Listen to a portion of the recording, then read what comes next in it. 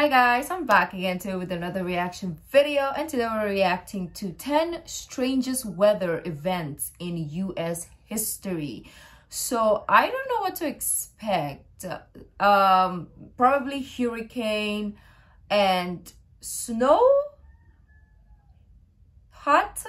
I don't know. We'll see. But before we start, don't forget to subscribe if you haven't already. Click that bell button to get notified whenever I do upload a video. Anyways, guys, let's check this out. From sudden bouts of darkness to tornadoes filled with flames and creatures falling from the sky. Today we look at the strangest weather events in... Already, we are like 7 seconds in and I'm already like, what the family? From sudden bouts of darkness to tornadoes filled with flames and creatures falling from the sky. Today we look at the strangest weather events in US history. Whoa, that's some intro. Number 10, coldest day. Throughout 2019, the Midwest United States experienced some extremely chilly temperatures, with places like Detroit experiencing -14-degree weather, Milwaukee dropping to 21 below zero, and Chicago somehow surviving -23 degrees Fahrenheit. In comparison, -23. I can't even deal with our weather right now, and it's only 11 degrees Celsius.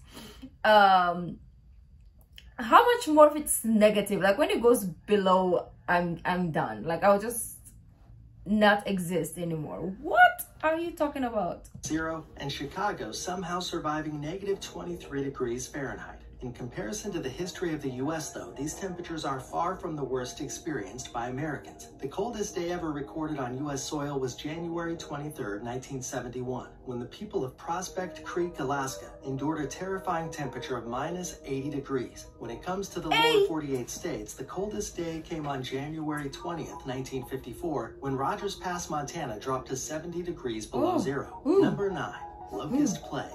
Being a Midwest farmer in the late 19th century had its fair share of obstacles. No modern machinery to work with, fickle soil and weather conditions, and most likely way more physical labor than most people could handle on a daily basis. So imagine how much worse it got for American farmers in 1874 when a swarm of locusts blanketed the sky before diving down on their crops. These insects rained down on the Midwest in... People might have thought it's the end of the world. That was like in the Bible too, right? The sky before diving down on their crops. These insects rain down on the Midwest in droves, with historians estimating their number to be anywhere between 124 billion to 12.5 trillion. As they cut a path nearly 1,800 miles long and 110 miles wide, these pesky bugs devoured everything from sugar-concentrated crops to wooden tools, leather accessories, and even clothes right off the backs of bystanders. Their impromptu invasion ended up causing many families to suffer and even perish as starvation became a hazard to those in the area that would become the Dust Bowl.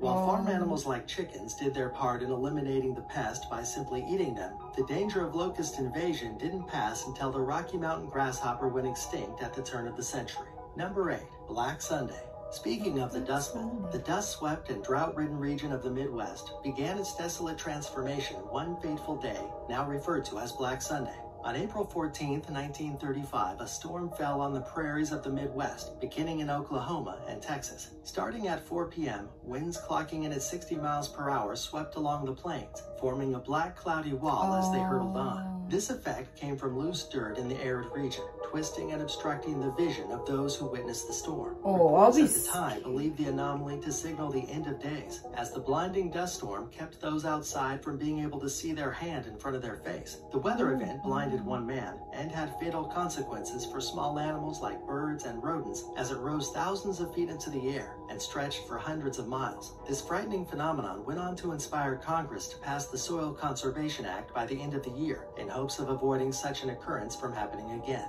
Number 7, Satan's Storm. On June 15, 1960... These names that they have are creepy, as well as the event as well, right?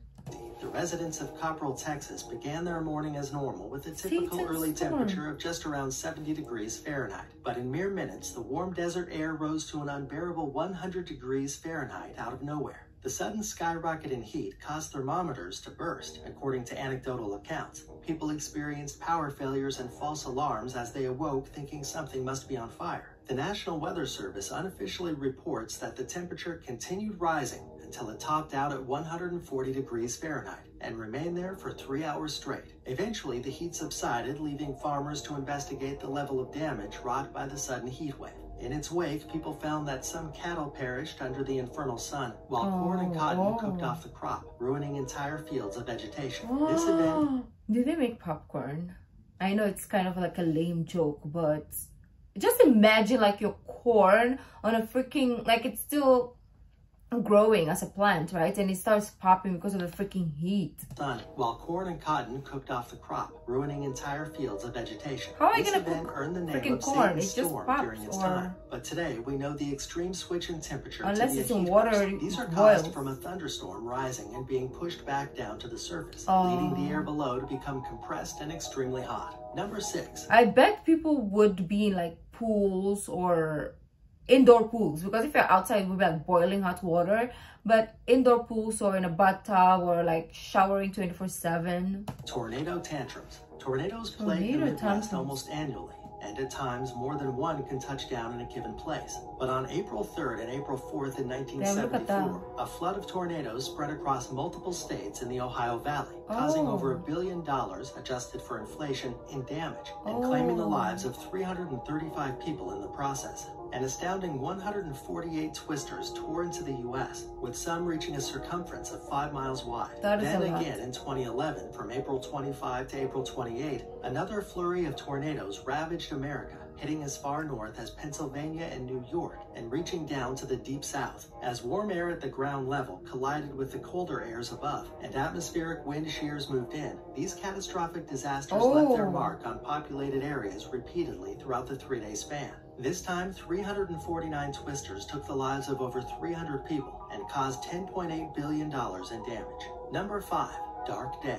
In the 18th century, meteorology wasn't anywhere near as exact or capable of explaining weather-related phenomena the way it is today. So it's no wonder that accounts of the day when the sky went dark on May 19th, 1780 are so superstitious and foreboding. Following right on the tail end of the American Revolution, the newly founded nation was already tense. So when the sun turned red, black rain fell from the sky carrying the scent of coal fire, and the population had to rely on candlelight in the middle of the day to see, you can understand how frightened Americans might have felt. Rather than any sort of Armageddon or Judgment Day, this scary ordeal can be attributed to a forest fire in the Ontario forest. The origin of the legendary Dark Day in New England wasn't discovered until 2007, when forestry experts out of the University of Missouri discovered fire scars in the woods of Ontario corresponding to that date. Number 4. Raining fish. We've all heard the saying, it's raining cats and dogs. But in 1947, the age-old phrase became reality, with a bit of an aquatic twist. As the population of Marksville, Louisiana left their homes on October 23rd that year, no forecast could have prepared them for the downpour that was to come.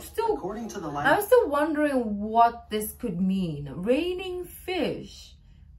Okay. Library of Congress, inhabitants of the southern town experienced a torrential shower that brought not only raindrops, but several fish as well. These accounts weren't the hoax they might seem to be, as the meteorological phenomenon known as raining animals has occurred many times across the planet and throughout history. Flightless creatures like spiders, frogs, octopus, and even jellyfish have been reported from China to Honduras over the last 2 centuries. While the cause of such an event has never been witnessed, the prevailing theory as to what causes such groups of animals to be displaced attribute the phenomena to waterspouts and updrafts. It wasn't literally the weaker of the 2 hypothesized sources, as the water-based tornadoes capable of flinging objects along the water at high speeds fail to suck up anything in their path. Updrafts, on the other hand, are strong winds that could more feasibly sweep up entire communities of animals before sending them plummeting to the earth below. The last accounts of raining animals in the U.S. took place in 2007, as worms rained onto Jennings, Louisiana, and in September 2016, and again in May of 2017, when fish drizzled down into Philadelphia, Pennsylvania, and Oroville, California, respectively. Number 3, soil cyclone. Tropical cyclones form on the coast of the United States with semi-regularity, fueled by the heat energy they gather from the warmth of the ocean. As they move inward towards land and leave the ocean energy behind, they typically dissipate and the thunderstorm that trails them overhead will disperse and fizzle away. But recently, studies have shown that not all cyclones fall apart so quickly, a point proven in 2007 with Tropical Storm Erin. As the cyclone entered Texas that August, it infiltrated the Lone Star State with wind speeds measuring a measly 40 miles per hour. However, within 3 days, the tropical storm continued to flourish, growing surprisingly strong by the time it reached Oklahoma. In fact, it more than doubled in wind speed from the time it touched land, and even eclipsed the strength of the cyclone at its peak while over the Gulf of Mexico. But how could such an anomaly be possible if no water warmth was present to keep the cyclone swirling? Moist soil, as new discoveries have shown, can substitute for ocean water if breached at the right temperature and hydration levels. Referred to as the brown ocean effect, this abnormality gave Tropical Storm Erin a longer life than meteorologists could have ever predicted at the time. Number 2, fire tornado. During the Car Fire event of 2018, one of the most terrifying weather anomalies of U.S. history occurred when the largest fire tornado ever recorded took shape. Wildfires are all too common in the Golden State, but this specific fire was so massive, the resulting gases formed a pyrocumulus cloud above the raging inferno. This fire-crafted thunderstorm helped turn a commonly known fire whirl, which were thought to hit a maximum speed of 90 miles per hour, into a monstrous cyclone of cinder and ash. As the flames blazed on, winds within the tornado reached a speed of 143 miles per hour, rewriting the capabilities and hazards of such natural disasters. This incident was one of only 2 F3 tornadoes ever recorded in California, the other 2 spawning from a fiery event in 1926. Due to the size and severity of this one, and the fact that it claimed 1 casualty, this fire tornado is one of the most monumental weather events of all time. Number 1, Summerless Year. Also known as the Poverty Year, 1816 was the year without a summer, when temperatures all across the northern hemisphere remained frigid year-round, even through July and August. New England reported record-late snowfalls, experiencing heavy weather as late as June 11th. In the south, cities like Savannah, Georgia only reached 46 degrees Fahrenheit on the 4th of July. Much of the U.S. experienced a drought that same year in early fall, and winter weather started right back up by September. This freezing year was the result of an eruption in 1815 from Indonesia's Tambora volcano halfway around the world. The ash and dust of the eruption filled the stratosphere for the next year, blocking sunlight across the northern hemisphere, which ended up cooling that portion of the planet. Damn, this is something. Wow, that was very insightful and very scary. Weather events, like US gets a lot of different kinds of weathers that I've never experienced before, I've never heard of before, but you guys get it all, from hot to cold to scary to fishes, right? That is crazy. But I love cold weather, but not super cold. Like, I am gonna freeze. I hate hot weather, so I'd rather freeze, I guess. Because if I'm in a hot weather, I'm just like the most annoying person you could ever be with. But anyways, that was very, very insightful. And let me know, is there any strange weather you have experienced? Let me know down in the comment section down below. If you like this video, don't forget to give this video a thumbs up. Subscribe if you haven't already. I'll see you in the next video. Bye.